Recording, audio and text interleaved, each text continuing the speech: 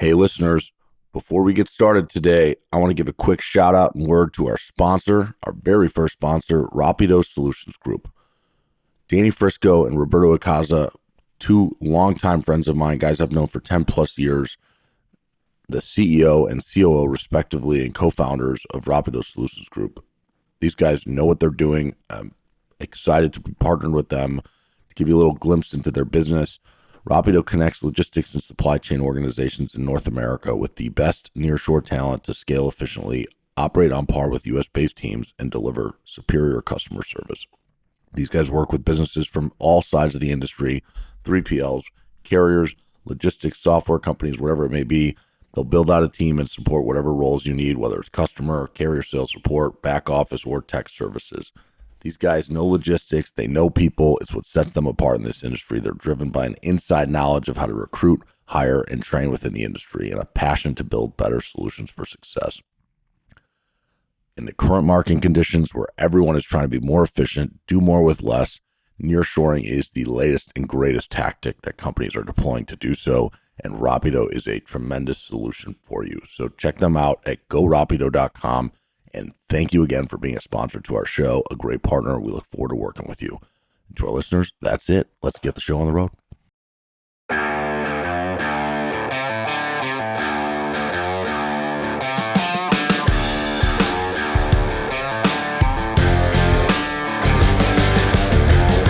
Welcome back to another episode of Freight Pod. I've got Chad Boblett on the show today. This is the first time I've had a driver on the show, an owner-operator, and not just any owner-operator. He is arguably the face of trucking for the driver community, and we can get into why that is. But Chad, I had him on for 2 minutes, and he had a lot to say, and he's like, "Wait, you haven't started recording yet?" And so I hit record. We're now live. Chad, welcome. How you doing? Doing great. Here in Lexington, Kentucky. Weather looks good. The ground was actually covered in snow the first thing this morning, but it's all gone now. Anyway, things are going great here in Lexington, Kentucky. For those that are listening instead of watching, Chad's got his background is a beautiful window with a lot of green grass and a nice lake that he lives on. So the owner-operator world has been good to you, huh? Oh, great. Yes, owner-operator carrier. And we might get lucky and see some deer run back here. That will be our only distraction. And if some geese come back here, I had this green laser. I flash at them and they fly away. So that'll be the entertainment in the background if anything happens. I was doing one of these Zoom meetings one time, and they liked the view so much that they said, "Is that a picture behind your house, behind in the background?" Like, no, it's my lake. Abraham Lincoln wife, family was the owner of this lake, actually. Really? Now it's a reservoir it's a reservoir, but they have walleye fish and bass fish in there, catfish. Very nice. Well, let's start here. Take me back to how'd you get into trucking to begin with? Was it something you always wanted to do, or just kind of stumbled into it? Well, my father, he wasn't very successful in trucking. Pretty bad, he tried to buy his own truck. I seen that, grew up around it. Back then, my birthday's right around the corner. I'm in my 40s, but back then, happy birthday. Way back then, my dad, when I was a kid, my dad used to come home with this. Older truck drivers will know this.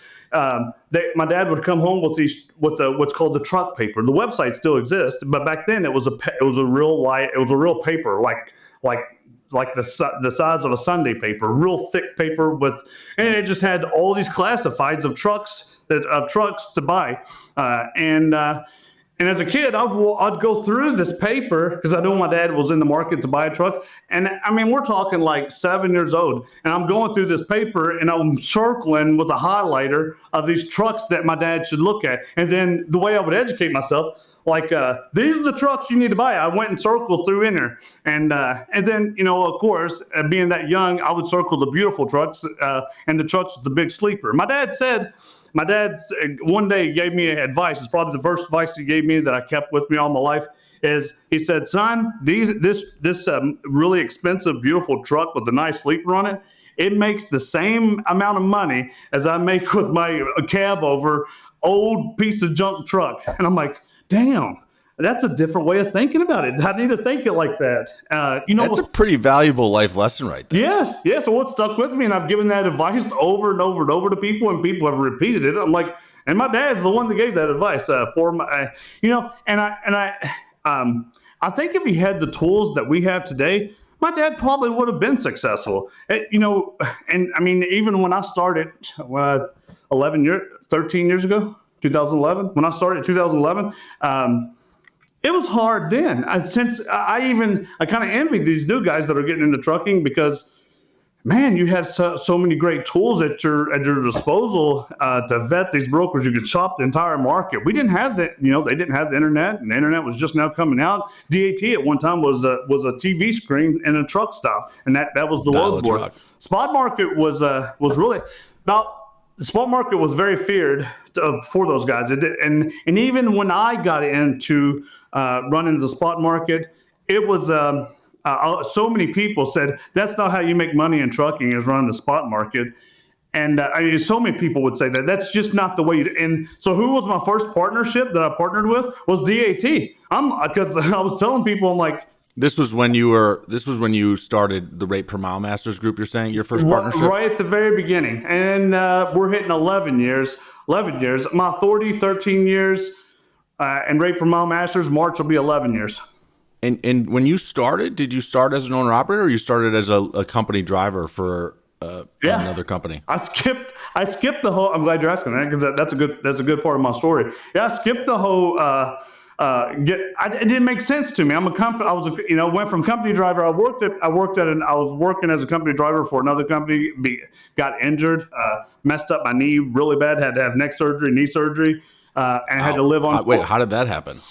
Well, doing 10 years in the Marine Corps, I kind of, it's one of those, I lost electricity in my ACL and I had a pinched nerve in my neck. So it wasn't like a one-time injury. It was like I was powering through the injury until I couldn't. And the doctor says, you either get this fixed or it's just going to get worse. And so I was forced. I'm literally doing a job. McLean is where you're driving a semi and trailer. They pay such good money because you have to offload the entire trailer by hand. You're delivering to these. You're doing like 20 stops a day, and you're off and dropping a ramp and offloading the trailer. You got a cooler and you got a freezer side and you got dry goods, and you're going to mom and pop gas stations with a huge semi truck and trailer. I like telling brokers that story because now if you had to quote a load like that to the spot market, if all the McLean drivers went on strike and they said, hey, you brokers, y'all need to quote this out. I mean, looking at it, I probably, even if it was a short run from Lexington to Cincinnati and I had 20 stops to mom and pop gas station and had to offload it by hand, we're talking $5,000, maybe $10,000. I mean, I just wouldn't touch it. That was that brutal. Did it for 3 or 4 weeks. That's because you know how hard that is. Oh, yes. Because like a broker naturally is going to think like, I'll give him $50 to stop, maybe another $50 to unload it. But you're saying that's not going to get it done. So right. Yeah, good. It wouldn't be for me because I know how hard it is. You get halfway through it, and you be telling the broker, "I can't do it no more. I got to take a break. I got to get a I just can't." It kind of reminds me of Food Lion, dollar store. They the warehouse for dollar store. They always send me bids for. It's hard for brokers to keep that. Contract filled. I guess the warehouse is like somewhere near here, but they give it to these big brokers, big carriers, and they have a hard time keeping drivers on it. That's a whole lot of doing the same thing, offloading the trailer and going. Dollar store parking lots are not that big. It's just a lot of hate and discontent with that kind of work. Well, I feel like too, part of the reason that those challenges exist and it's hard to keep a carrier on it is as the broker, I'm a broker and I'm sitting in Chicago, whether I'm at my office, like my company office, or I'm sitting at home at my desk, Food Lion or Dollar Store or whoever, McLean calls me and says, hey, I got this load. Your driver's going to have to do a little bit of work. He's just got to bring sometimes they say he's just got to bring the product to the end of the trailer or something like that. And it's not really well described how much work it really is. And then we go to someone like you and say, hey, here, this is what it is. And we pass you the little information we have. And then you go and do the load and you're like, dude, this is way more work than you said it was going to be. And so you're like, I'm doing this once and I'm not coming back. I mean, that disconnect happens a lot, I feel like, in the broker carrier. And it creates this kind of animosity because I feel like oftentimes, and I'm a member of your group, Rate Per Mile Masters, and I've seen, 36,000, I think, number of people in that group, brokers and carriers. And I feel like there's just this, in general, animosity. And it's because people always assume the worst. And you always just assume that, like, the broker might assume that the carrier is doing something wrong on purpose, and the carrier assumes the broker was lying to him on purpose. I'm curious how you think about all of that, and if there's a way for us to change that over time. We're at about 36, 37,000 people, back to what you're talking about. But take note in the background, this group is, again, 11 years old, and it's extremely heavily moderated. People cannot believe that being a part of social media or an influencer in social media, your goal is to build up those numbers, at all costs.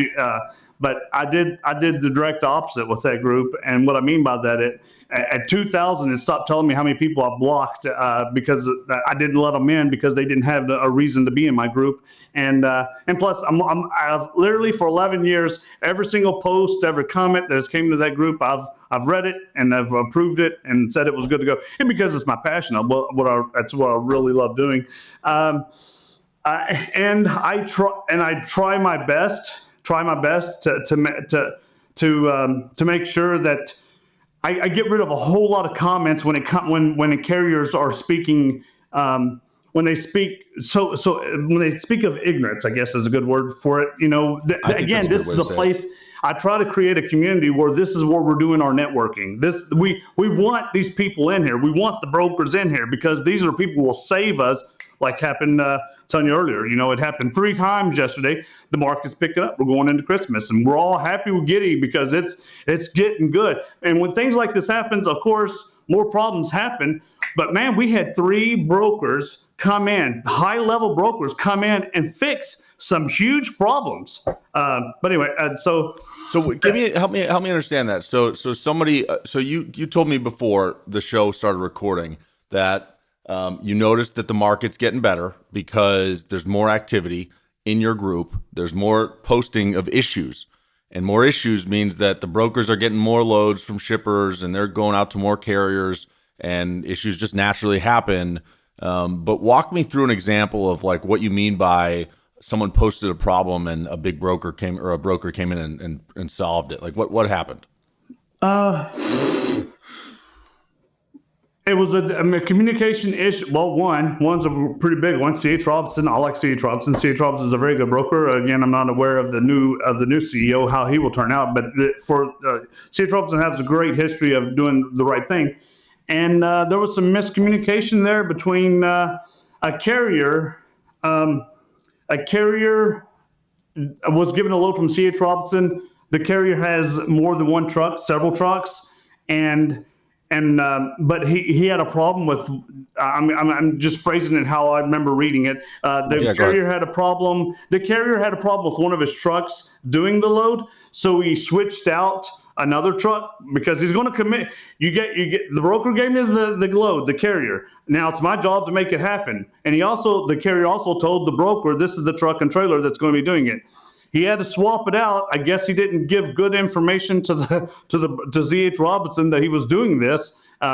Because of technology, and the new stuff that C.H. Robinson, the new apps that C.H. Robinson's using, didn't jive with what showed up at the shipper and what delivered the freight, and it created a chaos where the broker actually ordered another truck. And that truck showed up, and the load wasn't there because it's already been picked up. Miscommunication, entire communication dilemma between the shipper and the broker. So C.H. Robinson sends another truck, but the load's already gone because that carrier, covered it like he was supposed to. He just didn't cover it with the same truck and trailer that he was supposed to do it with. And so C.H. Robinson, not a bad thing. C.H. Robinson if I remember, got the story correct, I think was going to try to charge him a toll move because they had to pay out a toll move to the other person, and he didn't follow the directions. Anyway, as soon as they seen it, a high-level person at C.H. Robinson said, give us a call, give us a load number, we're going to take care of it. And I've seen this, the history of my group, 11 years. It's my reward. Why do I do this? People will think I'm psycho that I spend all my time into trucking, talking on social media, I do the other side job that I love doing is working for like Seeking Alpha. You get these VCs that need information. They'll pay me to get an hour of my time. One time I did that. They paid an unbelievable amount of money, and I talked to Slave for an hour, and then I think the name of it, Seeking Alpha. Seeking Alpha said, and this is for a VC company back when VCs were good, and they said that same lady wants to talk to me again. I'm like, oh my gosh, so what am I going to say to her now? I sit there and told her. You're like, I gave her all the things I had. I told her everything I know, and she wants more. But tell me, so I've seen this in your group where a carrier has an issue and with a specific broker. And typically, oftentimes, it's one of a few things. It is a miscommunication from somebody or another, or in some cases, it's a bad apple. One bad apple, C.H. Robinson, Coyote, all these companies have a lot of really good reps. But every now and then, they have a rep who will cut a corner and do something to try to save themselves $100. And I've seen it before. I've actually done it. I used to go into your group to monitor my own company. And part of my thought process was I want to get as close to the front lines as possible, not even just talking to my employees, but I'll go into the Facebook group, search MoLo, and see if there are any loads where someone's complaining about us. And if so, I was personally going in and trying to resolve the issue. And I think a lot of people have done that. And how does that feel for you to know that you've kind of created this community that's like helping bring brokers and carriers together in a way that I don't think has really been done before? It's why I do it. It's why I throw so much energy and passion into it. Of course, I'm rewarded. That's a secondary. If you took it all away and all I had left was to go in a truck and an internet feed, I would still be doing the same thing I'm doing now. It's my passion. I love that. And just like I spoke twice yesterday when brokers came in and saved my people, and this type of thing happens more frequently when the market tightens up the way it is. We all love it when it's tight like this, where we have just enough loads for just enough trucks. But it's the most rewarding feeling. I mean, when you think about for the group will be 11 years in March. I don't want to keep bragging about it, but I have done this over and over and over and over, and I've created that network. I mean, MoLo. I can go back to I'm good friends with Ramsey. You know Ramsey out of Reliance Partners. Yeah, Ronald Ramsey, for sure. Yeah. Well, Ronald Ramsey stepped in one time and he said he knew you, and he's like, and it's in a situation where something came up with MoLo, and it goes so far back I can't remember the exact situation, but I just remember, I mean, like, well, there's a good person that knows MoLo that's going to help one of my people in a legit way. The thing that I always bring to the picture is ethical. Is the broker being ethical? That's a big word for me. That means a lot. Is the broker being ethical? I mean, like a lot of these carriers come in and they make complaints, and then about brokers that, over performance clauses. They complain about situations with performance clauses. I like performance clauses. I want brokers to use performance clauses because I also see when I get into debates with brokers, they always want to throw at me their problems, their arguments. And the first thing I come at them, I treat brokers and carriers exactly the same when I talk to them, even in person. And they're like, well, how come I haven't been beaten up yet? I don't know. I keep on getting threatened that it's going to happen, but it just, I can't dodge it. Maybe I'm on, but anyway, but I say the same thing to brokers and carriers. And that's the thing that I'm looking for is it being ethical. Performance clauses, and the thing that I preach to brokers all the time, use these performance clauses. When I was out running hard, the thing that I liked doing the most was expedited freight, and I did it so much that when a broker brought something to my attention at dark 30 in the middle of the night, I know it's expedited, and I would give that broker the confidence they want. If it's expedite, the broker, all they care about is that load has to be on time. And I'm the type of person, whatever DAT says the rate is, no, I'm probably going to be 2x, 3x that. It's dark 30 in the middle of the night and this broker needs to be. I'm going to save the day. This broker is not going to be mad at me because of my rate. And I'll also give that broker the warm, fuzzy confidence feeling of telling them, look, it's free. If I don't do what I tell you I'm going to do, it's free. I won't charge you. Now, but this is my rate. This is what you're going to have to pay to get it. So many brokers would jump all over that, and that's how I made great money. Nobody got mad at me for that, you know? So I agree with you. And when I started my career as a broker, I was actually 16. I was young, and I started working at Coyote, and I worked as a carrier sales rep. So my job was to work with trucking companies, and you could call any carriers you wanted, unless someone already had owned them, meaning they had a relationship with them. And I could have called carriers with 50 trucks, with 100 trucks, with 10 trucks. Just somewhat by luck, and then eventually on purpose, I almost only worked with owner-operators. And I was focused on the Southeast, so most of the freight I was covering was for Coca-Cola. They were a really big customer, important customer for us at the time. And the guy running the show, Pat Campbell, was like, Andrew, I need you to help cover these Coke loads, make sure they're taken care of. So I focused on like Georgia and Florida and the surrounding states. And I loved working with owner operators. I mean, just for one, like the relationship, the ability to just, you get to know someone so much better versus like talking to a dispatcher and then I get 20 different drivers for 20 different loads. But it got to a point where their livelihood was kind of built around my ability to give them loads every week. And the money I made was based on their ability to deliver and execute. And I had some kind of simple rules. We had some simple rules with each other. And I'm curious, I'm going to give you my rules, and then I want to hear what your rules are for how you engage a broker or how you think carriers should engage a broker. But for me, there were a couple things. One was we always had to be honest. No matter what, if there were issues, that's fine. Just let me know about them on the front end. Don't make any crap up, and we'll be okay. Two was when there are issues, we have to be reasonable. We have to understand that like things happen. But like if you try to hold my load hostage, you'll win. Like I'll pay you what you need, but it'll be the last load you ever haul for me. And three was, I would always be available to them. And, if you could call me at any time, I'd give them my cell phone number. And if I don't answer, it's because I'm busy, but I will call you back as soon as possible. So I'm just curious, like, what are some of the rules that you think, carriers should have with brokers or brokers should have with carriers that make for a really kind of productive relationship? Well, I'm going to have to go back to the other two. I want to hit on the last one because it excites me the most, and that's the phone number. The phone number. Man, you talk about so many problems are solved if the broker can provide that type of communication. Everybody wants to lean toward this digital broker where you do everything online. I started this a long time ago, 2011, working with brokers.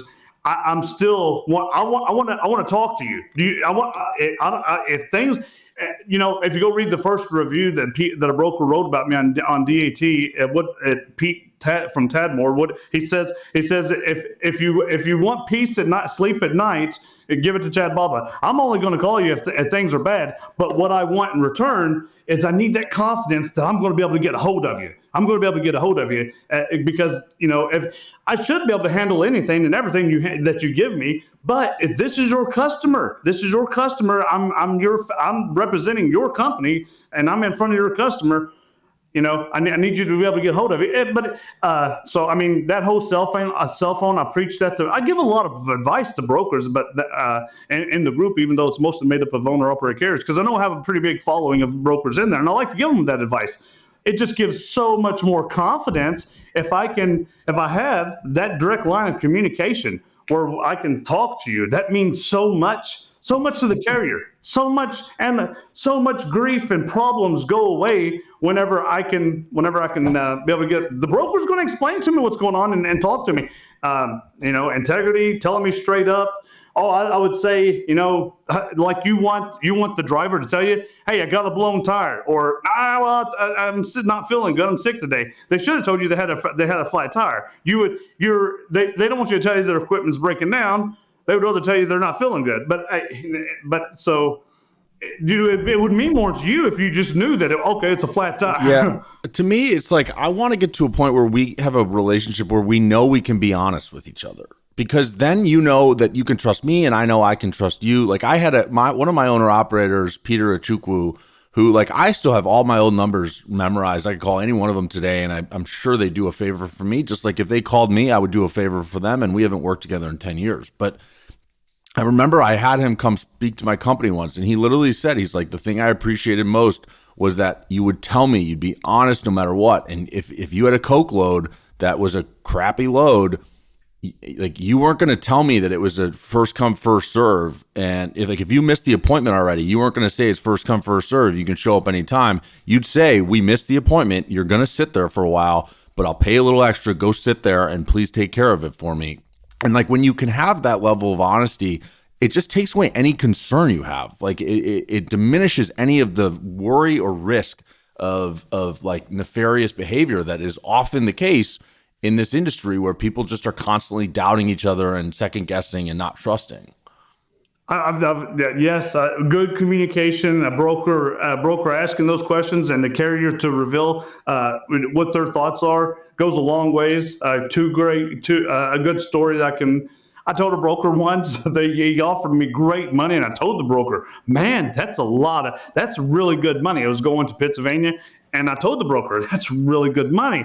And I said, but golly, I don't want to sit there all the way till Monday in a truck stop parking lot waiting to get my next load. He's like, but I'm giving you this much money. And I was like, yeah, but I don't want to be sitting in that parking lot. And the broker said, this is how creative the broker got it. He said, I found you a Holiday Inn that's got truck parking only 10 minutes away, and I'll buy you that hotel all the way up till Monday if you go do my load. I'm like, shit, at the Holiday Inn, indoor pool up in Pennsylvania, and I just got to drive up there and you're going to give me all that money? What's the difference? Sit here in my house? I don't have no indoor pool at my house. I'll go to the Holiday Inn in Pennsylvania and make money going up there. And that was a creative thing that a broker did for me. I threw that out there because I like good communication when brokers find a way to fix problems like that. No, I like that. The creativity goes a long way. I mean, I've sent pizza to my drivers who were sitting and waiting at facilities before. Just things to make someone's day a little bit better. Talk to me a little bit about like being a truck driver and the experience of being like, what are the things that brokers don't know, and shippers too? I mean, so my community of people, but the audience who will listen to this is largely brokers and shippers and other people in our industry. You're the first driver I've had on those, so like you're really kind of the voice of trucking right now, at least for my show. And I just would like if you could kind of walk through like what are some of the things that as brokers, as shippers, we don't know about that truck life experience that might make us more empathetic or might make us better understand why you guys ask for the things you do. Well, when the ELD came out, that really, the ELD mandate, and it's more, it's in more trucks now than it ever was, and it's almost becoming the way we do things is with ELD. When I first started with paper logs, my background is the Marine Corps and mission accomplishment. I might break the law. Big deal. But I will. I mean, that is a big deal to me because I'm all about obeying the law. But what's first to me is my word. I'm going to follow through with my word. If I told the broker I'll be there at 8:00 in the morning, I've got some good blogs on this. Even DAT wrote a good blog about one of these situations. But back then, if I told a broker I was going to do something, I'm going to do it. I'm that kind of person. Maybe because the Marine Corps instilled that in me. And I was able to, and I could pull it off with paper logs. Today, you got an ELD right there screaming at you, telling you, time to pull over. You're against the law. You're going to go to jail. It's not telling all that, but that's what you're thinking in the head. Anyway, so yep. Back then, people like me, we if we gave you the word, we could do it. Today, today you gotta put you gotta build up that relationship with who you're working with. They might not be able to because they need to understand their log. Are you going to really be able to do this? And they need to be able to give you a good answer. To understand that things do happen, since Wait, can you explain how easy is it? How easy is it to like do that? Like, is there when let's say you've got 8 hours left on your current shift that you can legally drive, and I offer you a load from where you are, say picking up in Louisville, delivering in Detroit, Michigan tomorrow. Like, are there systems that most carriers have that will do the math and say, hey, you have the available hours to make this happen? Or are guys kind of guessing or kind of trying to figure it out? Like, how does that work?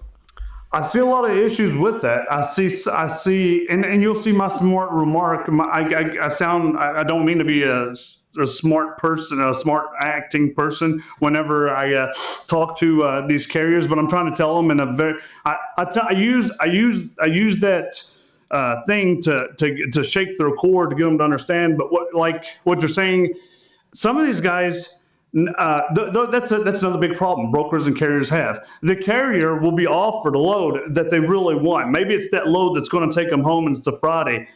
Yeah, hell yeah, I'll get there on time. Because it's taking me home. And you realize you're going to have, if you start doing that, it's math. How fast are you going to be able to travel from Louisville to Detroit? And you only have this amount of time to make it happen to get there in that amount. I came across a situation where I did a load all the way from California that was bringing me to Tennessee. I live in Lexington, and I did it to the broker. And it was like, man, I timed this so damn close. I should have enough time to get there, and that's a long journey. I started losing time. I'm like, I'm going to be an hour late. I'm going to be showing up this place on a Friday late, and you know what happens when you're late? You become a work-in. I'm like, man, please, I'll start telling the broker. I started telling the broker all the way in Arizona, I think, or Texas or somewhere. I don't think I'm going to make it. I still had that much ground to cover, and I'm timing it.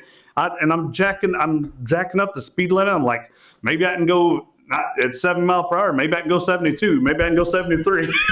I'm doing everything to make it happen. Anyway, to answer your question, so a lot of people, all of us drivers, if you start giving us that load we're looking for, and if we, I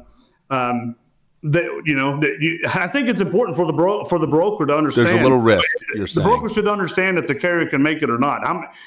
Without getting too personal, because the drivers don't like getting too personal, but the driver should know this. Should know, am I cutting it too close? And these are all the problems that's going to happen if you don't make it in time. And during a rough market like this, the carriers are seeing it, and they see it all the time. And I just made the comment yesterday, last night, to a guy that like, oh, the broker's wanting to charge the whole ordeal. The broker's charging me this and all this other stuff. And what it comes down to, he showed up late. I'm like, you didn't do what the broker told you to do. And he's like, oh, and this broker, he was complaining that the broker's wanting to charge me all these things. He didn't use the word performance clause, but that's a performance clause. The broker's charging this because this is what they wanted from you. And I love the idea of thinning the herd. Let's get rid of the people that don't need to be here. Let's get the people that think like me, and that'll be who who continues to make it in this industry. I like what you're saying. At least what I'm hearing is we should set expectations for one another, and then we should meet those expectations. And if we don't, we should be comfortable with whatever the penalties are that we've agreed to. If we didn't agree to a penalty, there shouldn't be a penalty. But if there is a performance clause and you agree to it on the front end, then you should abide by it on the back end. And I agree with that. I think that, I think on some orders it makes sense to say if you miss this delivery that you've agreed to, then you should be penalized this. But my big thing is just, if we've agreed to it, then we should follow it. And if I agreed that you deserve detention, if you're delayed for 2 hours, then you should deserve the detention or be paid the detention.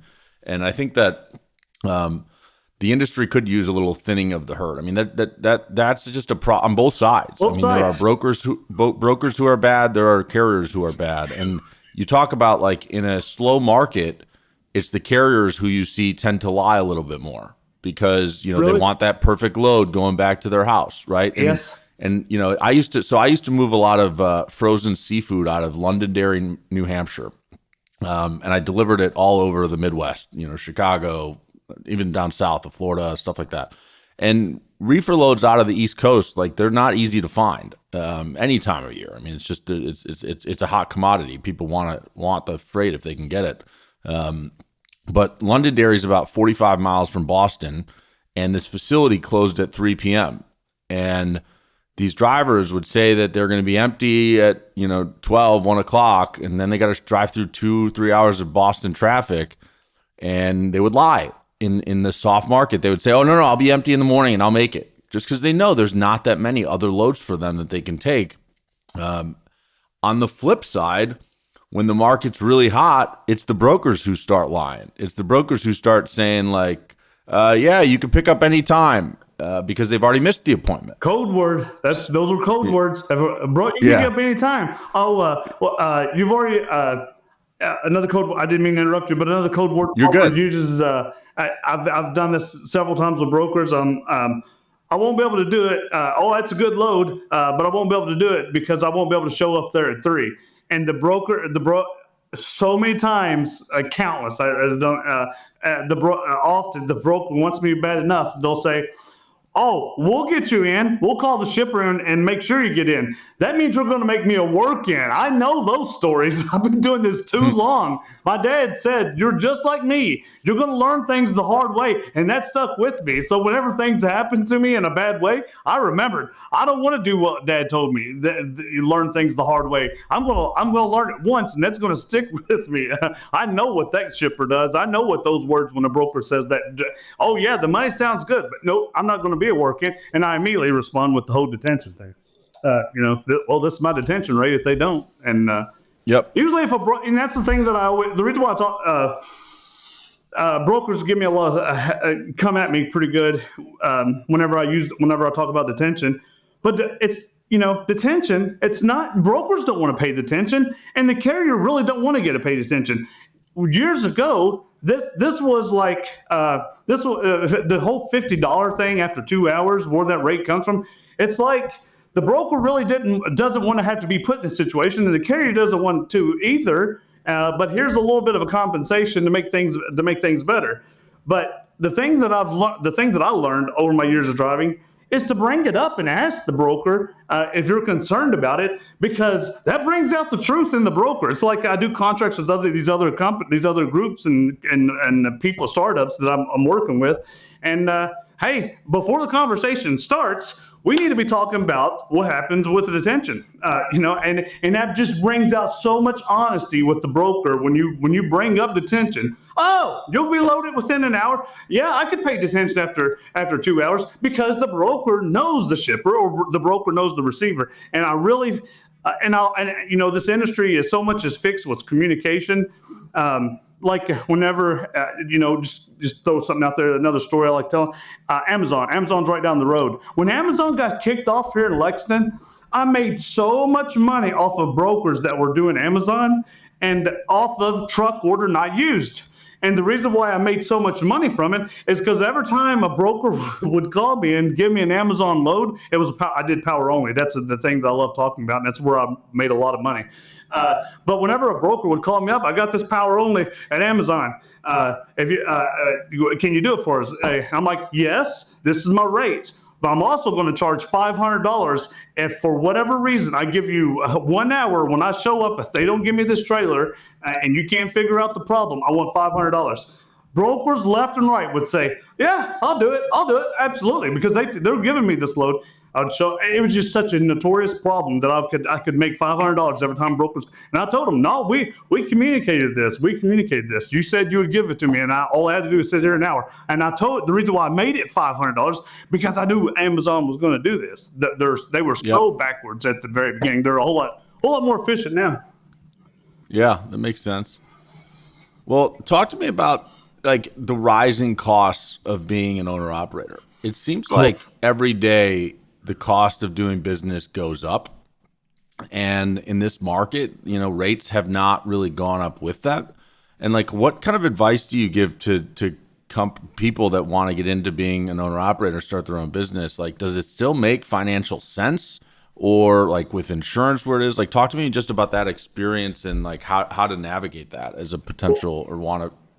Does it still make sense if I woke up tomorrow and this was all I had was a shirt on my back? I would be right back to where I'm at now. I would not go and drive for another company. Would I lease on to a company? You asked me that question. I never finished that earlier. But would I go lease on to another company? Probably not, because yes, insurance has gone. That's the thing that's hurting us the most is insurance has gone up. And if we go back to about a year and a half, as we were coming out of the pandemic, and truck prices were crazy high. They couldn't get parts for trucks. That caused trucks were sitting at mechanic shops for just simple parts that Volvos or all trucks were waiting on simple parts and would be down for a month and two, and that just caused rates to really skyrocket. But insurance has gone. That's been the biggest. And I'm working with an insurance. I'm working. Looking a whole lot of research into insurance, maybe being able to help out people with insurance in the future. But yeah, that's been. I mean, when they talk about inflation and all the rise of cost, and you're talking about a whole lot of new guys that got into trucks way overpriced because there wasn't very many trucks on the market to buy, even used trucks. So they're a little bit, they're in debt, and you're going to see if December's looking beautiful. I love the vibes of December. Look, I love positivity stuff. I hate looking at negative stuff. But if we go into January, February, and we still remain at this nasty $2 average per mile, the carriers will start running up until they can't pay their insurance. I see it so often. This is how bad it is. Is that they'll start eating. They won't eat at trucks. They won't go inside and eat at the buffet, eat at McDonald's. They'll start buying canned food and putting that in their truck and eating canned food out of their truck instead of getting a hot meal. The last draw to them before they finally wrap it up, their last few loads will be just to get enough money so that they can rapidly send their insurance. I thought I cut that ringer off. Can you believe that? Their last paycheck, they'll start knowing that they're running under profit just to make enough money to pay their insurance, because if their insurance gets canceled, their authority gets canceled, and that's a sad truth about when people on their last, like, they got to keep up with their numbers. They got to know they got to know what their numbers are, because that will catch up to them if they start running like that. So is it even in this? I mean, it's been 2 years of really bad market for the owner operator, right? I mean, like, how are most drivers like surviving, or have a lot of them already gone under? A lot has gone under. A whole lot. A whole lot's gone under. The people that are this season.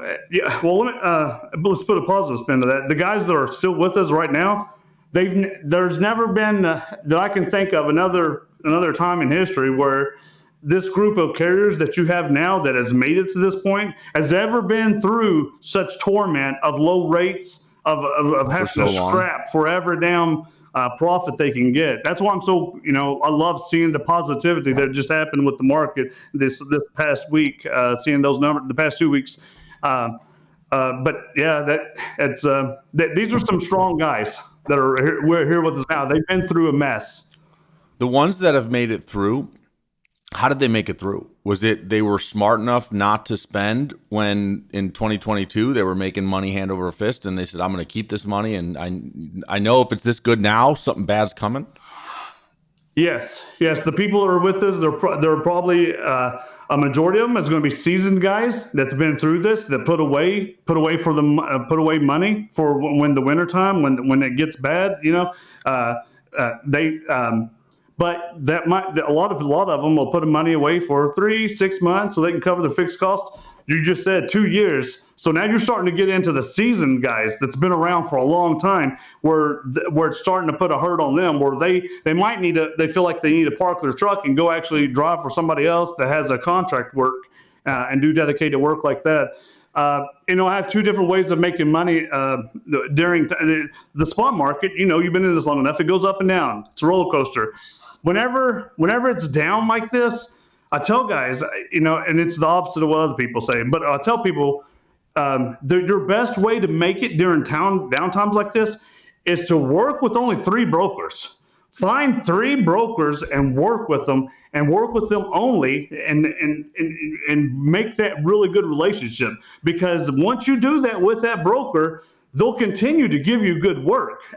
And the only thing it takes to get a relationship started, I tell this to carriers all the time. They come back to me and they say it works, is to do 3 consecutive loads with one broker. That's all, because they get wrapped around, well, brokers don't like me because I don't speak English. And that's a big part of my community. I help out a whole lot of those guys that don't speak English. They come from different countries. I don't care why you're here. My wife's Japanese. I travel outside the country all the time. If they're here driving and they're my brother, I'm going to take care of them. But so a whole lot of them come to me. They come across situations, and I have to explain to them. But if you do 3 consecutive loads, I tell them, they don't have, if you just do 3 consecutive loads with the same broker, the same agent, you have created a relationship. Then the 4th load, the broker's probably calling you, asking you where you're at. And that's what you want. Once that happens, the relationship is created. You've got constant work. Now you just need 3 of those brokers that you can do that with. Maybe he doesn't got what you want. Well, you got another broker that you always go to that does. It's so the flip side of that from the brokerage. So let me just so I'll put you in the mind of, as a guy who ran a brokerage that we started to get me and my buddies started, like, we had rules for carrier reps. A carrier rep, his job or her job was to develop relationships with carriers and book as many loads as possible. And at first, any carrier is available to anyone. So if we were on different teams, we could both call a bunch of carriers, and whoever books them first books them. Once you booked them on 3 loads in a row, they were your carrier. And that meant that nobody else could book them. And you had to keep booking them over a certain number of time, and that kept them in your name. But it's the same way. We're thinking about it the same way in terms of getting the relationship. And you're right. Like, as soon as you got like 1 or 2 going, you wanted to get that guy on another load, because that meant he was your relationship and you could book him as much as you wanted. Put what you just said, in a reel and share it to every broker because Coyote, I think, had a same type of model. I used to talk to Don Thornton, the VP of DAT. He's old school. He's not there anymore, but he was very knowledgeable, and he called what you just said. He called that the Chicago model. And I'm like, well, explain that to me. And it's exactly what you said. And I'm like, man, every single broker should operate like this. It makes so much sense, because once the carrier gets that warm fuzzy feeling that the broker's on their side, they're working for them. I mean, I did this with C.H. Robinson when I was out in California. It was rough here in Lexington, Kentucky, around the Kentucky area, but California was booming, and I seen it. And I'm like, I had a goal in my mind. I want to pay off my house. And I told my wife, I'm going out to California. Going out to the gold. We're going to the gold rush. The gold rush. I'm chasing the gold. I'm going to go out to California, and I'm not coming. When I set a goal, my wife knows it. I said I'm going out there, and I'm going to make as much money as I can. If I stay gone, it's my problem is when I come home, I don't want to leave. So I know if I just go and stay gone, I'll keep doing it. I'll run hard. And I told my wife, I'm going to do this until I get enough money to pay off the house. And she's like, okay, because we were looking at a big bill to pay off the house. How long were you out there? Huh? How long were you out there? I think it was 15 or 16 weeks. I cheated though. I cheated. I got really depressed and homesick around Thanksgiving or Christmas, and I was in Sacramento and I grabbed an Uber. I had to spare the moment. I'm like, because I couldn't get no load, and that's the time because I was getting too close to the holidays. You know what happens near the holidays, and I just couldn't get nothing. And I grabbed an Uber, went to Sacramento Airport, and flew home for the weekend. Came back. And my damn truck parking in Sacramento cost more than the flight. But it was worth it for me to go get that recharge. And I left my truck there, came back, got my truck, and started doing it again. But it was so great during that time. Don't know what led me into the story, but I made so much money. Oh, back to the broker agent. I got one broker agent with C.H. Robinson, and I made that relationship with me. And I just made a ton of money with him. He just kept calling me all the time. As soon as he came up with something an expedited type of load in the middle of the night, because he knew that I like running in the middle of the night. And I would stay awake throughout the night and do this. And he like knew when my 10 hours was up because he was calling me like, you should be ready now. Your time is up, right? Yeah, I'm ready. And he would tell me, he's like, I think we can get this kind of money from this load that Amazon's offering. He's working in my favor.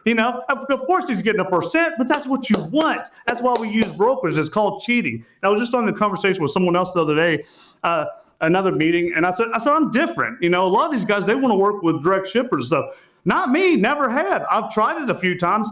I like to cheat and work with brokers because they're babysitting the shipper. I don't want to do all that stuff babysitting the shipper. Let them take their cut. As long as I'm getting what I want, I'm good. That's why I love doing the spot market.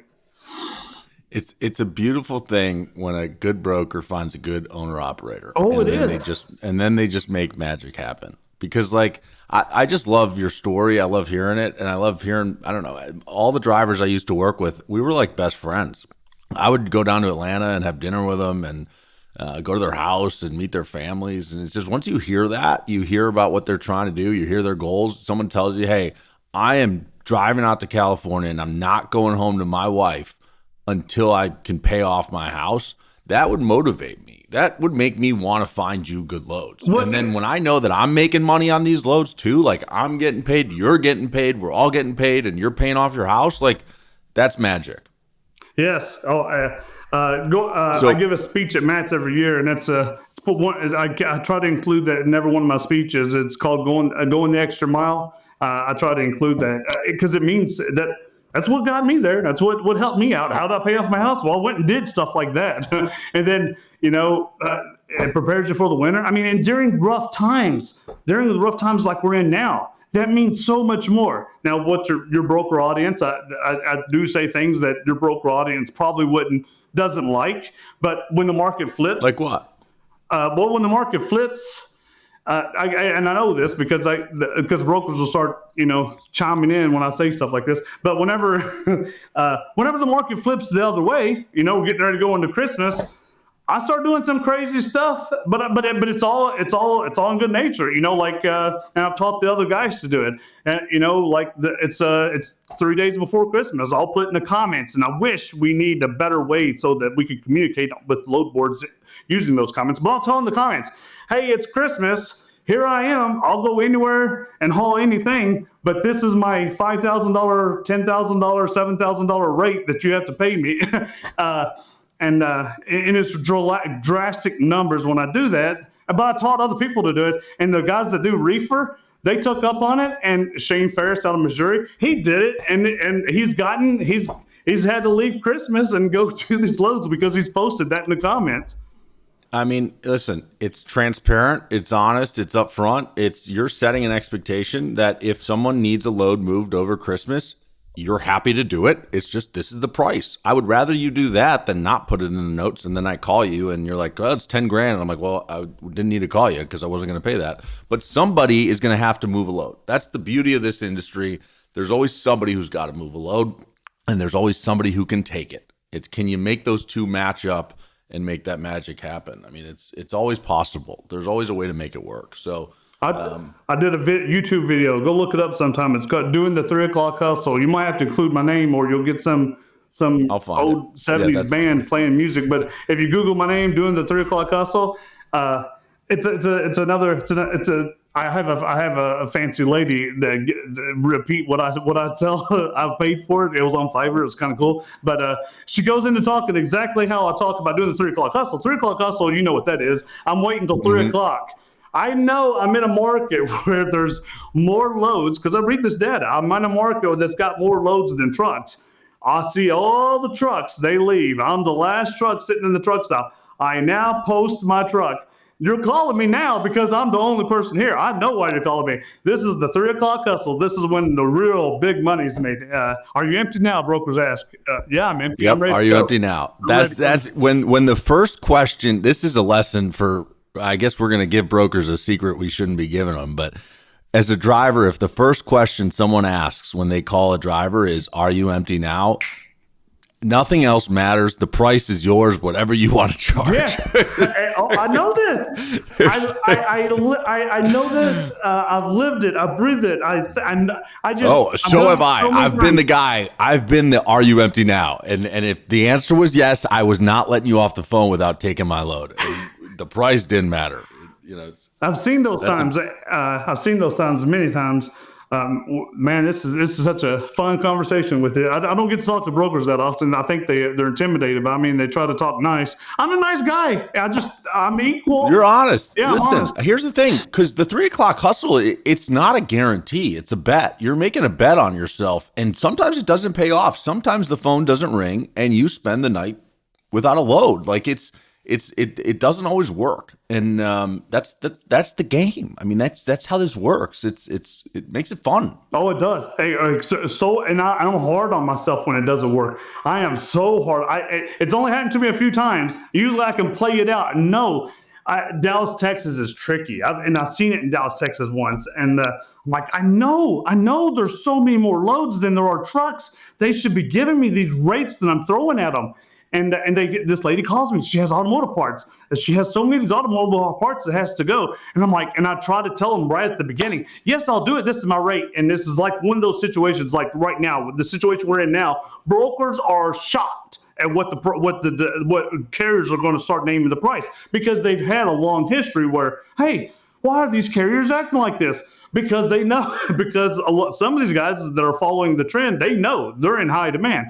But I had, Texas, the whole ordeal. And the lady at 1,800, if you ain't got a load by 1,800, that's when I start, I'm going to go eat McDonald's. I'm freaking giving up. I hate this.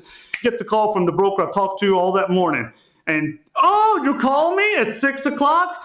You really do need me now, don't you? I'm on fire. I got this. It's going to be fun. I'm going to make some money. And I've seen, I can talk about situations like that over and over and over. But I did end up spending... I have, maybe a handful of nights where I was too high. I was too stupid. Yep. Hey, listen, that's the game. So let me ask you a question. The recent, there's a lot of talk right now about broker rate transparency. And I'm curious what your thoughts are on that whole thing.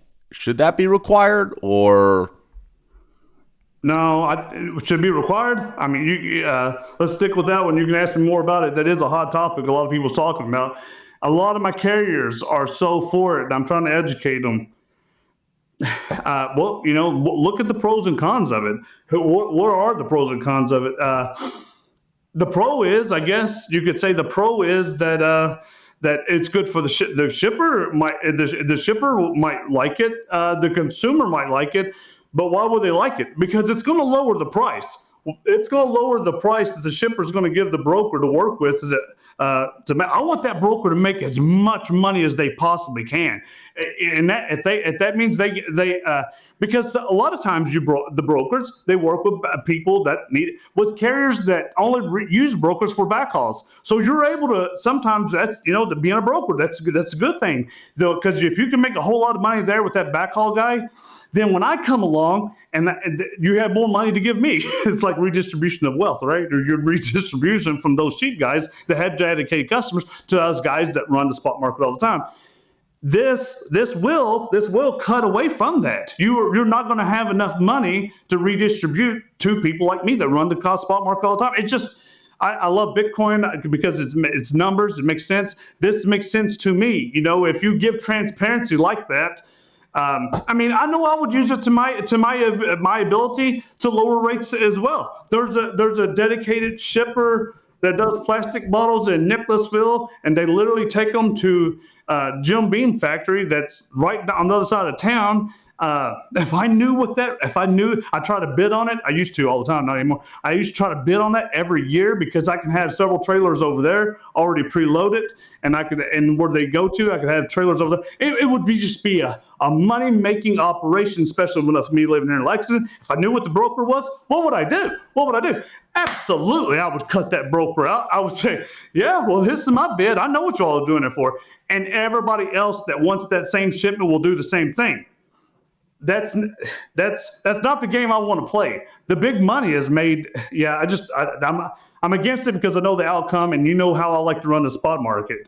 Yeah, I The mean, people I'm that don't know how to negotiate and they can't sell their service, they like it because it makes everybody equal. I don't want to be equal. I'm not just like everybody else. I'm different. Yeah, the more regulation, generally, the worse things get. I mean, that's just a rule of law. And I'm with you. I've thought about trying to run a brokerage with full open books, open transparency, because I think it might be an interesting, different way to do it. But I also don't think there's anything to hide. But I also, I don't think it helps. I think, like you said, I think it ultimately just drives down everybody's price. The shippers will want to pay less. And when the shippers pay the brokers less, the brokers have to want to pay the carriers less. There's like not another way around it. There are not any brokers, and there are some carriers who just won't believe this. But brokers don't make a ton of money. Like that, when you look at like the operating margin of a brokerage, it's low 2 to 3%. It's not much more than that. So it's like you have to get really big to make a reasonable amount of money as a company, but even then, as a percentage, it's a low number, and that's just the way of trucking. It's the way of brokerage.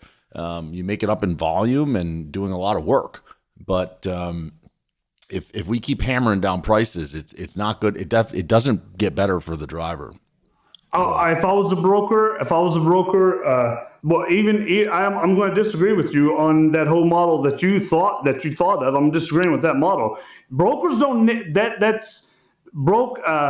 Carriers don't need to know what you're getting paid. Look, you're doing something that they cannot do, and that's why they're using you. You're handling. If I go to Toyota warehouse and I pick up loads, you and a few other brokers are handling that whole entire operation of hundreds and hundreds of loads in and out of this place. I can't do that. So why would I expect to get paid the same as what you get paid? As long as I'm getting what I want, that's all that matters. It makes it. I totally disagree with it. I'm not like the same as other people. I'm not for it. It will really hurt the brokers. I mean, talk about hurting brokers, and what I mean by that is, if there will be a way where we can collect. I mean, if they come out with it, I don't know how it will come out, but if there's a way we can extract that information and we can pinpoint what brokers are doing what brokers are cheap and what brokers pay a little bit more. I think that it's going to take away my good brokers, my good agents. They're not going to have the power that they had before to give me the type of money they've given me before, for a whole lot of different reasons. You know what I'm talking about? There's value in doing the hard work of finding the right people and knowing like who's good and who's not, and who's honest and who's not. And like I think we deserve to reap the rewards of having done years of that work. But that's one of the interesting things about technology, actually. So I'm going to pivot a little bit from that rule. There's a lot of new technology. It's not just DAT anymore. And these load boards are changing, like the Convoy Flexport load board, the Uber load board. It's just a different way for carriers to get information, to get loads, for brokers to even use those tools. I'm curious, like, what do you think about the newest technology that's coming into the industry? What do you like? What do you dislike? What do you have issues with? I loved technology. I'm really into big technology. If you follow me on Facebook, you know that sitting over in my garage is a Cybertruck. I was I'm first one Lexus. I'm a Tesla guy, not a Cybertruck, but I'm a Tesla guy. With you. You'll like the Cybertruck. You'll be a Cybertruck. You get one, you'll like it. It's a tank. It is a beast, and I got its name is the Beast. Just unbelievable car. I love it to death. So I'm into technology. I love technology. I invest in Tesla because of the technology. I've done really well with that, especially today. Technology, I'm just being casual talking to you. The Convoy, how they went out of business. Mm-hmm. That was devastating to me. As much as I'd give them a hard time every now and then, where they needed to improve on. But I felt bad about that after all that and seeing them go under, because I had such high hopes for Convoy and what they were doing. I was one. How was the technology for you as when you tried to use it? Was it good? Was it better than others? Was the experience of hauling for them really good? It was state of the art. They invested a lot of money in perfecting it, making it great. And just to see how much money was put into it and and the little money they sold it for. If I knew it was up for sale like that, I would have immediately got on the phone with every VC I know and tried to buy it.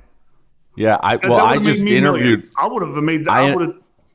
Go ahead. I interviewed the guy who bought it. I released an episode with him yesterday, and he said he's like, it was incredible technology, the best technology in the industry, and I bought it for the price I couldn't refuse. He's like, the only reason I was able to buy it is because I was the only one in a position to say yes so quickly, because he's the CEO and he called the bank and they were like, listen, just take it for a very low number. And most other companies would have to go to their board, get approval and all that stuff. And he's like, no, I'll buy it right now. And it was done just like that. And now it's back available. I mean, he's the real winner in this whole thing. Convoy had to spend all the money and he got the benefit of all the great technology. And now the carriers, I've heard, have all come back and are using the platform. That's great. They had a huge following. What's that? What's the name of that company that bought it? I forgot. Flexport. Yeah, Flexport. I sent him a message. I'm like, man, I would. This is something. He never responded to me. He's probably too rich to know who little old Chad is. But I loved it. I don't know about that. And the name of the guy before was Dan that started it, CEO. Dan Lewis started Lewis. Convoy, and then Ryan Peterson is the Flexport guy. Yeah, and the number 5 guy, when they first started it, I'm still friends with him. He probably didn't make much money from it. He had a lot of high hopes. They just that staff, the people that work there, they put so much time and energy into building it, and it was awesome. It was phenomenal. I was talking about Convoy before Convoy ever came out in blogs and the way we could do it. I think one of the best vlogs I ever did that got a lot of attention was talking about Uber Freight. Talking about Uber Freight before Uber Freight existed, and I posted about it, and talking about technology. It even got published in Europe. The only thing I could read was Uber and Chad Boblett. It was all mixed up in Switzerland language or something. I don't know. But I mean, I even, and because I wrote that, Uber Freight, it was Auto at the time. It was called Auto. It was in their warehouse, their little secret warehouse where they had trucks that were self-drive. They flew me out and wanted me to talk about my blog and the vision what Uber Freight would be.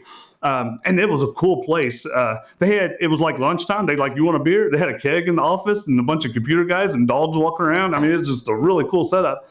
But I was really, and Convoy, I got to some of the first early development of Convoy, the way the app worked. They had some really smart people I'm still friends with today. And I would spend a whole day with them talking about it. They did some videos up in Portland with my truck and stuff. Really liked the platform. I loved how it attracted, again, back to the language barrier. This industry has a lot of guys that doesn't speak English. Convoy made it equal for those people. Mm-hmm. I don't, it's very hard for me as a carrier it's very unlikely I would be able to do business with a broker that first language isn't English.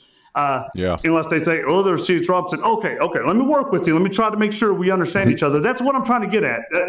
We need good clarity that we understand each other because of English. Communication is everything. I mean, yes. if you can't communicate, there's such a higher chance that there's going to be an issue and somebody's going to be upset because they didn't understand the expectation that was set on the front end. Yes, and Convoy made it equal for all those guys, and that's what attracted a lot of their customers. There's a lot of guys, they come here whenever someone comes here from another country. A lot of them have left everything to come here to survive and to make it. And if they are given the right tools, they can do it. They don't want to talk. My wife is Japanese. She speaks English. She speaks good Kentucky English with me, but She speaks Kentucky English. Yeah, she uses the word. She uses the word I use. Yep. I remember at the hospital. Not the hospital, but we just gave birth.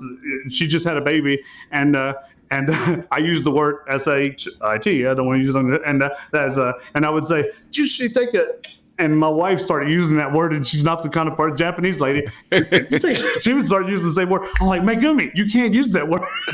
That's her name anyway. It's a funny story. But Convoy took away. So my wife, and I see it. My wife, she would rather use the website than talk to anybody, and she's gotten really good at using websites to get what she wants. Convoy done that. Not just that. There's a lot of guys. That don't. That's what kind of gave me my fame or not fame, but got my following to listen to me on social media. Was negotiating, helping these guys negotiate. They don't. So many of them. Their first step in negotiation was, okay, how much will you give me? How much? We'll tell the broker, how much are you going to pay me to do it? No, you're the service provider. Come to them with the rate. I did a poll on this. You might have seen it. I even put it on Twitter, some of my good stuff. I couldn't believe the amount. It was like 90% voted that hit the carrier names the rate, they're going to make more money. I mean, that's a very strong evidence that you have to do this. Anyway, a lot of these new guys, they don't know that. Convoy would show you the rate, make it pure. All you got to do is click, click, click. You get to build up your profile within Convoy. Convoy had these tools and models to where it's kind of like reminds me of the old Panther. You remember Panther? Yeah. Panther, the same company that bought my company bought Panther.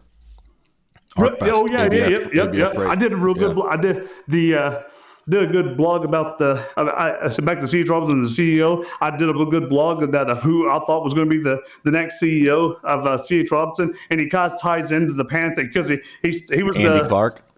He was like high up, maybe the CEO of Panther. Andy Clark, right? Who? Andy Clark. Andy. Yep. I wrote a blog about it. And I draw these arrows. He was this, now he's this, and he was at C.H. Robinson, and now he went to here. And I like the next person of the next CEO of C.H. Robinson is going to be Andy Clark. And I spelled it out and wrote to everybody whenever it was up in the air who it was going to be. Freightwaves liked it, and they reposted the same thing I said. Yeah, I think a lot of people thought he was going to potentially be next. The guy they chose, Dave Bozeman, was a surprise for a lot of people. I wonder if when you say that, because you're the first person that I've heard say that, except one other person that actually gave me the lead. But I wonder if I was like one of the first people that got that out, because Freightwaves was the first people that reported it. Anyway, it's beside the point. It just I did write it, and people were like, they were fascinated when I wrote and showed people he's back, and he's back. He's going to be in charge of C.H. Robinson. And he's a nice guy, by the way. Yeah, he is. But back to talking about Panther. The reason why I brought that up, Panther had this load board. When brokers like yourself and your audience, I think it's important. You all seen, pioneers never make it. Poor Convoy. They had to restart and do what they did. That's just the way, they were the pioneers. Dan was the pioneer of the digital freight market.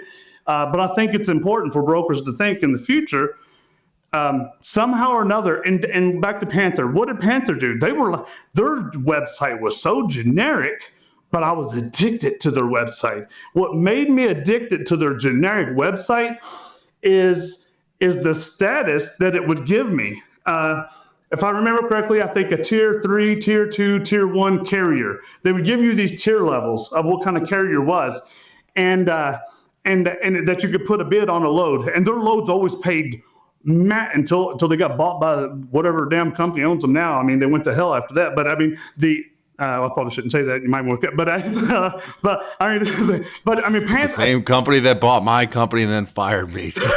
Okay, you know what I'm getting at. I mean, the only reason why I say that is because I love their load board and the amount of money. It's a great load board. That's a nice thing to say about him. Yeah, so that's a positive. And Panther was like one of the first people to come out with this. And when he gave me that tier level, gave me these tier levels and made me a tier 1 carrier. And you could call them and talk to them, and they would show this load pop up. I'm like, and I'm live here in Lexington, Kentucky. What do we have in Lexington? I'm like a central hub for automotive parts and expedited. Damn, Mercedes needs parts. They'll give you whatever rate you want to, especially power only. Panther was the gateway to this. And I remember several times talking to Panther, getting on the phone with them because they got to know me.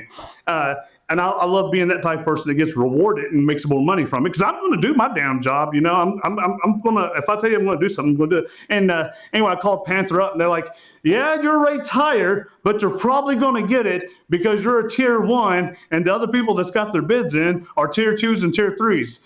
And I started noticing, and I started finding in more conversations, well, just tell me, who is a tier 2, tier 3 provider? And they would give me hints. And he would say, it's usually the carrier that brings on more trucks and brings on company drivers or leases on other owner operators. But the owner operators, kind of going back to what you said, you like working with owner operators, but these owner operators that are dedicated to this, those are the people that make it to the tier 1 level and they get the job done. And they were the first people that would keep track of what carrier, if you were on time, you did your job, you didn't have problems, then you got moved up to that level. You got so many loads, you got moved up to that tier level. Kind of like Coca-Cola, you mentioned before. At one time, Coyote, you had to have at least 3 loads with Coyote within the last 6 months in order to do a Coke load. That was a rule. I love those. I love when Panther was the expert at that at one time. And whenever Panther would tell me that on the phone, I'm going to do this load, I got selected for it. It just made me very, makes me feel special. I'm making this kind of money because I've got a history doing things with them. And I said all that to say this, brokers, that needs to be the future. If I had the money and I could have bought Convoy, that's exactly the direction I would have took it into. Let's open up Convoy to all these smaller brokers, to all of them, to be able to use the platform to post their loads, and they get to like, a broker does not want to post their load to the entire public. They want to be private. Very private about who gets to see their load. And if you could, I think you could have been done with Convoy. That's what they're doing. That's what Flexport's doing. Is it? Okay. Yeah, they're now letting brokers post their loads into the platform, and the old Convoy carriers that were already signed up are able to take whatever loads they want. And Flexport charges some small fee to the broker for it. Wow, that's what they're. See, I don't even keep up with them. I sent him that one message. You never did contact me. If you're still friends with him, let him know. I'll text him when we get off, and I'll tell him that Chad likes his idea and had the same idea. I'll send him this clip so he can see it. Good. Now I've had some cons to say about him, but that I'll say just as many pros as cons. I just keep it honest and real. Yeah, Uber's doing the same thing. I gotta be neutral and say Uber opened up something called broker access, and I've spoken negatively about it because I think it's weird when they're also a brokerage and they're opening it to brokers. I don't love that, but regardless, it's the same concept. So brokers can put their freight there, and carriers can grab it from them, and it's an interesting new model of procurement. I mean, this is something that's very interesting to me. Is a lot is changing because of technology. In the next few years, the brokerage world and the way carriers and brokers talk to each other and work together is probably going to change quite a bit. Have you seen the AI agents, the Happy Robot company, the Fleetworks company? Have you engaged with one of these AI bots yet? Have you gotten on the phone with one of the robots? Lodi? Have you heard of Lodi? Do you know? Is that Load True Partner? North? True North, yeah. True North. They created. And I want to say it's like an AI voice-operated bot. It's in the very early stages. They're working on it. I'm very, very interested in how that works. And the reason why I say that is because, you got to think, the drivers have to get away from the phone in their hand. And so they're doing things with their headset. You can be in Walmart. If you see a driver wearing one of those boom mics around their head, that's probably a truck driver, even though we're in Walmart. You go to a truck stop, all of them walking around with head mics. They just don't take it off. Right. But so we can do so much by pressing a button and maybe press the button, call Lodi, and it'll call Lodi, and you can talk to it. You're talking to an AI, but they smart. I'm going to be in Dallas, Texas at this time. Find me a load that's going to bring me back to Lexington, Kentucky, and it'll repeat and start doing a search, and then later on it'll let you know stuff. The more they work on that, the more better it's going to be. But yeah, the technology. Let's throw. Do you care? Like if in 2 years, instead of having an agent, a carrier rep, or someone at Robinson, there's just an AI robot who you're talking to and you're booking loads with? Do you care, or is that fine? As long as if I can get, I'll probably won't never be, I won't have enough. Even as much as I love Convoy and Uber Freight, I need that confidence that, shut up, I'm not talking to you no more. I want to talk to the real person. But, if I, because I feel like I do with my bank, I'm trying to repeat to you and show you what I do. Representative. And then when it doesn't get it, you like start screaming it at the phone. You've been listening to me. You know how I treat my bank. I think we're the same. Okay. All right. Well, if I have that confidence, and the Lodi kind of does that, if not, and if anybody that tries to deviate away from that, they will suffer.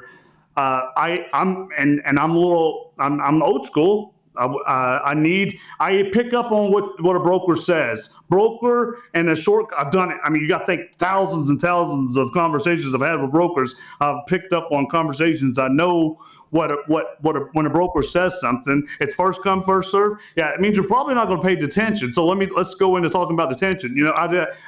There's code words. It's in my head. I know it. It triggers me to say something. With a robot, I can't get that.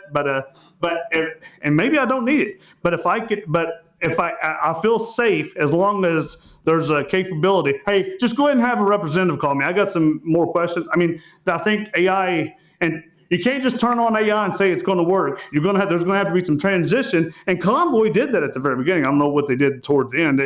I'm sure it becomes very costly to them because a lot of carriers will just give me the operator. I found the load I want. And Convoy, the direction they wanted to go in, which makes sense, is they want you to hit the select button and not talk to their people. Yeah. But interesting. I want to ask you, technology. What's your opinion about? Highway.com.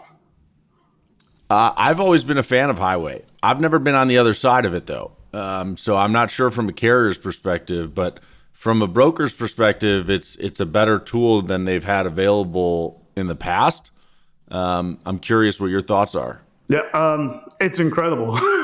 I mean, okay, good. I thought you were going to say you didn't like it, which would have been fine. I've had a lot of people in my audience. My audience is the owner operator carriers.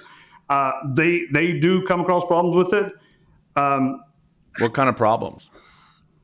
Well, the smaller guys, the owner operator, smaller guys, they tend to do stuff. I would say it's probably 90% of the problems is these small guys tend to have behaviors and do things that big mega carriers don't do. As in. The Highway, they get smarter and smarter as they go along. They start fixing bugs. Okay, well, they recognize this. There's little things, but I work with Highway. I know them. I got a rep over there that I can call and say, hey, look, you came across a situation.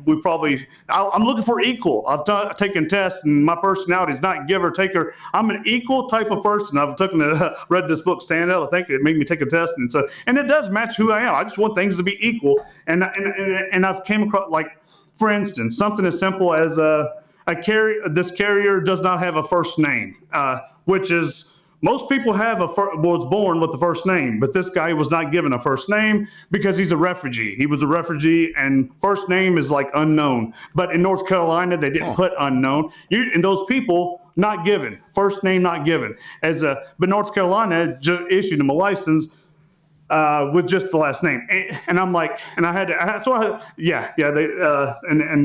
so it's crazy. So he has to go the rest of his life using his driver's license with no first name, because he was born in a refugee camp, and so he was never given a first name, but he has a last name. And when I called Highway, they're like, and I got a good contact over there. They're saying, well, she has 20 of these cases, and they're trying to find a way to resolve the issue. But anyway, the owner operators that have problems, they're usually doing something that the big mega carriers don't do, as in using an IP address from a truck stop. Well, there's a whole bunch, or a good one. I mean, this is great for the broker. Another one is is they track the VIN number. I thought this was so smart. They've given me classes on how this works. Tracking the VIN number from a startup carrier using a VIN number, and that same startup carrier, that same VIN number is attached to a carrier before that was a scam. Well, chances are he's probably popping up and doing a new scam. So now I have to tell carriers, hey, before you buy that used truck, you might want to track the VIN number, and that's all new. But it makes the guys that are doing good, and I know people that are making really good money in trucking even during these rough times that we're in now, and they love highway. Because it's like the good people, the good people that's doing things the right way and running their trucking company like a trucking company, keeping up with their insurance and all these doing everything that highway's checking, running like they're rewarded. They're rewarded. And here's the magic. Here's the magic of highway. When we get into a tight market, and because highways become so popular and so big, so many brokers are using it. Because of that, and I've said this is going to come, and I know it's going to come. It will happen. Watch and see. So brokers, whenever there's 10 trucks to every one load, the broker can say, okay, they look at their screen. Anybody with any yellow caution check mark, they're gone immediately. They won't even take the time to look at them. Just the people with all these check marks and in the green doing things the right way. That's the only people we're going to call. But when the market tightens up, and the brokers have these rules. Different game. And they'd have to start. Well, we need to start. We have no trucks. Those that are doing things right and that are good to go. We're going to be able to name our price. And brokers will have to start taking a focus on. Okay, this one here has got a new phone number, and that might be a discrepancy to a broker. Why is it? Why the broker was highways just gonna let the public know they got a new phone number for whatever reason. The broker will start taking their time. Let me find out why they got a new phone number, and then a little bit of a conversation from the broker with the carrier will figure that out. But until then, the carriers that are squared away will get rewarded big time. It's like getting into MicroStrategy before that was one of my big. I was into MicroStrategy before anybody else, and were you really? The conversation is about Bitcoin, but good for you. I followed. Yeah, and the reason why I bought it a long time ago is because I couldn't buy an ETF because the ETFs weren't out. Yep. You're on top of it. Yeah, I do. I'm into Bitcoin. I got in in 2021 and I sold like an idiot, and when it went down, and then I bought back in recently. So I don't want to miss out, and I'm not touching it again. It's just going to sit there, and we'll see it on the moon. The house that I paid off, I sold my house, and because the new house I bought, I got a VA loan, and I was able to. You might not use this for your podcast, but anyway, I used the profits from my last house that I paid off. I did this house that I bought. I used the 100% VA at a very low interest rate, so there's no reason to pay this house off because the interest rate's so low. But the other house, I took all the profits from it and put it into Bitcoin. Now, put it into Bitcoin. Good for you. What am I going to do with the money? I was going to put it into the new house, but because I'm getting 100% financing, why do that? And that was a long time ago. And because the thing was, okay, when the ETFs come out, I'll go that route. And what's the best thing between now and then? MicroStrategy. And this was a long time ago. I'm like, I can't get into micro. I didn't want to play with these exchanges, these other crypto bullshit.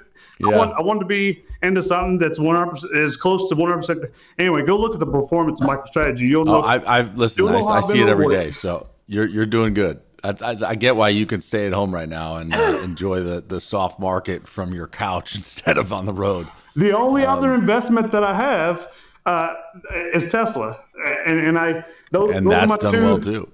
Those are my two investments. Go look at what Tesla's doing right now. Look what MicroStrategy is doing right now. I mean, and I don't want, people get envy of me and troll me on that stuff. So I don't like talking too much about it. But if you know those two companies, well, here's the thing. I told you this is unedited, so none of this is getting cut out. Okay, all right. Everyone's going to know that you're sitting on a gold mine over there.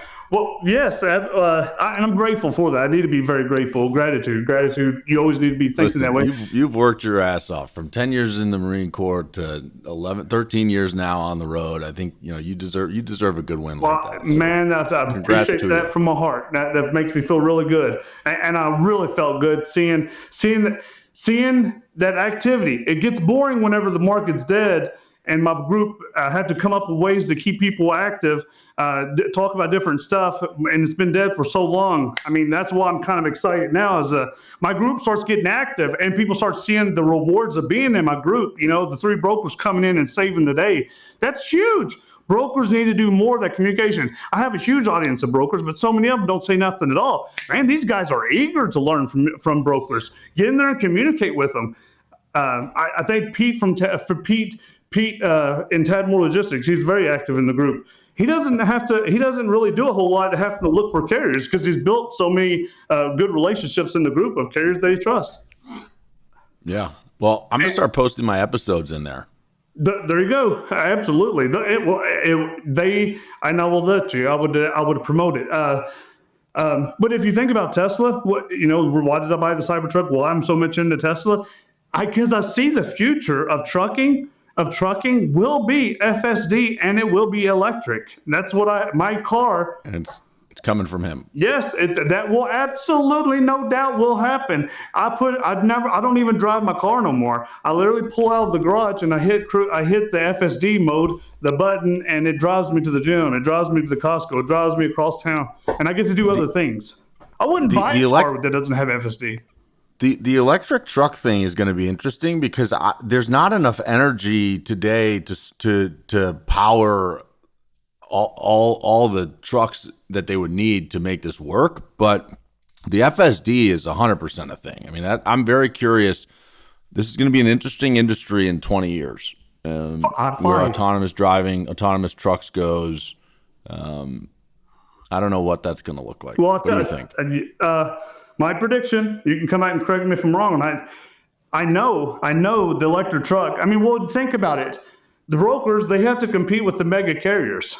And the mega carriers are going to be the first ones that get electric semis. They're going to be the first. PepsiCo, they're the first.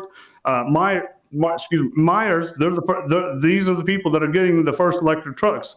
Now, if you can operate, if you're able to get those trucks and start running their fleet off of electric, the PepsiCo, because they're able to. One truck was able to get 1,000 miles in one day. Of course, they're swapping seats with another driver doing local type stuff. But if brokers, as owner operators, carriers, small guys, fleets of 5 trucks or less, if we have to start competing with the mega fleets, and it will happen, if we have to start competing with the mega fleets that have electric trucks, because what will they do? They want market share, and they will see that that the electric semis is dramatically cutting their price, cutting their cost, and that allows them to cut prices even lower. And then with emission trucks, with emission semis, my audience, we're going to have to compete against that. So it's going to be a big deal. Not 20 years. We're talking about 5 years, bro. As bad. Yeah, but there's not enough. There's still not, like, California tried to require this. California, Gavin Newsom made a rule that every car and truck had to be electric by sometime soon. And even if they made every car and truck electric, it's not possible to power them. There's not enough energy. They would have to buy energy. They would have to bring energy in from other states, and they already don't have enough energy. They have rolling blackouts in California. So, like, I get why, like, intellectually it makes sense, but, like, practically it's going to be a lot harder to execute and get to a place where you have the infrastructure to support it. So I don't know. We'll see. We'll you and I'll have to have you back on in a few years, and we'll see what it looks like, and we can talk about it then. But I think we're just about out of time. If you've got any parting words or any parting thoughts for the audience, I've really enjoyed having you on the show. Well, let's do it. Let's do it more often. I like talking to brokers because I have a lot to say to them. But I think brokers that they might go against some of the things I say because it doesn't align with what they're doing. I think I'm pretty fair and square on both sides. I'm telling it like it is, and I love having these conversations. It was on Raw, and you got exactly who I am. This is how I am. Anyway, I'm going to be at Matt's. I'm going to be talking on stage and looking forward to that.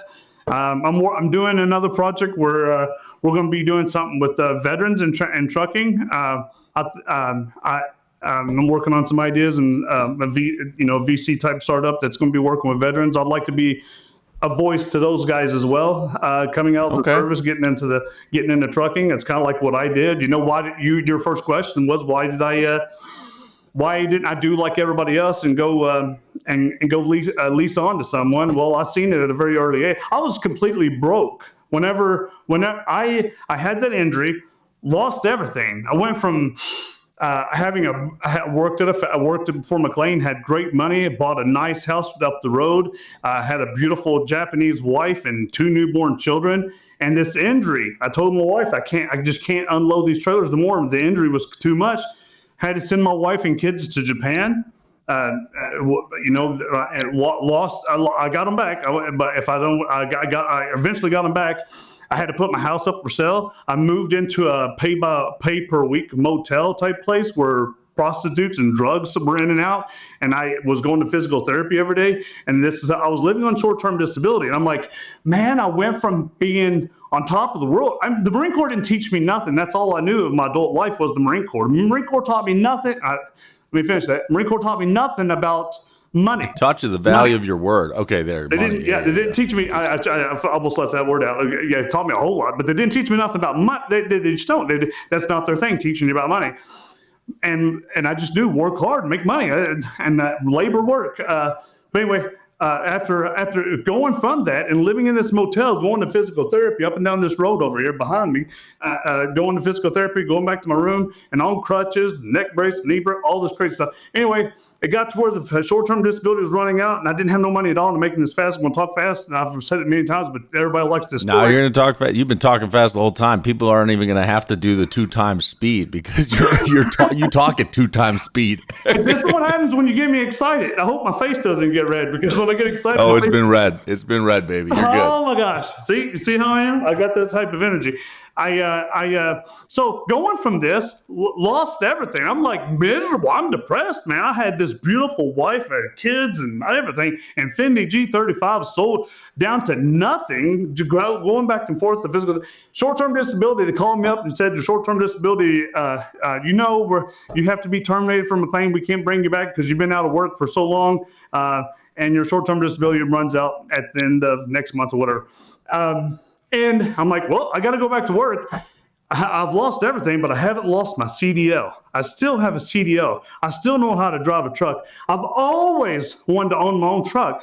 So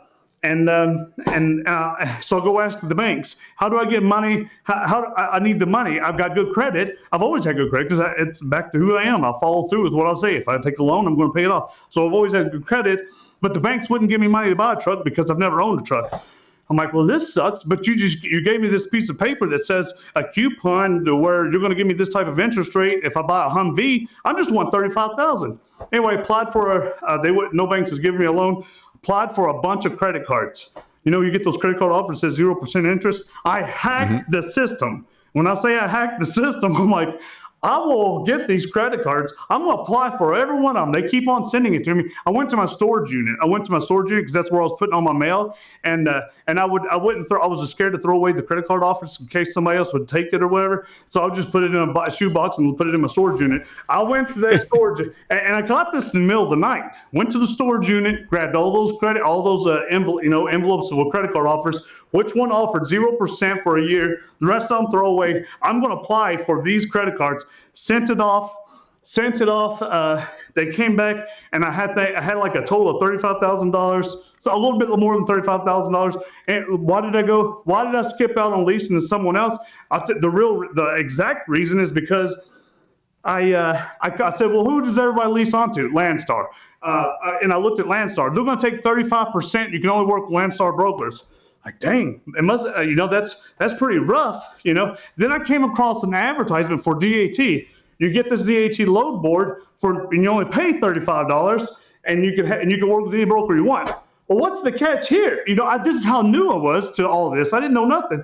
I called DAT up. I'm like, hey, what's the catch? Sign me up. This is the route I want to go. And they said, well, you got to have your authority. I'm like, okay, you take credit cards? I got credit cards. But do it for me. Give me my authority. And whatever it takes, give me my authority. They're like, yeah, we can hook you up with that. They got 3 weeks. I was a trucking company in 3 weeks. And when I went to get the truck, I missed out on telling you that part. When I showed up at the dealership on Nito Drive, and I showed them the truck that I wanted. I said, this is the truck I wanted, and I'm going to pay for it with these credit cards. And 2011, this was a bad time. People were saying, you'll never make it in trucking. I'm like, I ain't got nothing to lose. How am I not going to make it? What are you going to do? Come take my damn truck? I don't think full credit cards are going to come after me. They might ruin my credit, but I've already lost everything. Man, oh man, they gave me that truck. I was able to get my authority, put my name and numbers on it. The first load I was so broke. This truck was going to be my home. I didn't have a home. I'm not going to pay the hotel. I'm going to stay in this truck. The first load I did got quick pay from the broker, and I had to do that first load based upon a half a tank of fuel. I didn't have a full tank. The truck came with a half tank. I had to do a load that I had enough fuel to be able to complete it. When that broker gave me quick pay on that first load, the first thing I did, filled up the tanks. It was awesome. It was awesome. And the rest was history. Anyway, that's my story. I love it. I asked you a question an hour and 40 minutes ago, and you just now answered it as we finish the show. This happens often when I talk to these podcasts. They'll break it up into like 3 parts. We don't do that. It's unfiltered. Okay. It's raw, as I said. So, no, this was great, man. I appreciate you. This was great. Your energy was great, and I just had a lot of fun. That was 11 years ago. That was 11 years ago. That $35,000 truck paid it off in no time. Got my wife and kids back from that, back from Japan. And look at the house I'm in now. There's my lake. Look at the lake. Beautiful. And look at the goodness that I do with the people that I'm working with. These carriers. I mean, you've created a community of nearly 40,000 people who you're helping every day. So it's pretty spectacular what you're doing, and I appreciate it. It was great talking to you, and let's stay in touch. You too. This episode will release right before Christmas, so let's give a Merry Christmas to everyone. Yep, Merry Christmas. Good talking to you. All right. Thanks, everyone. Have a good week. You too.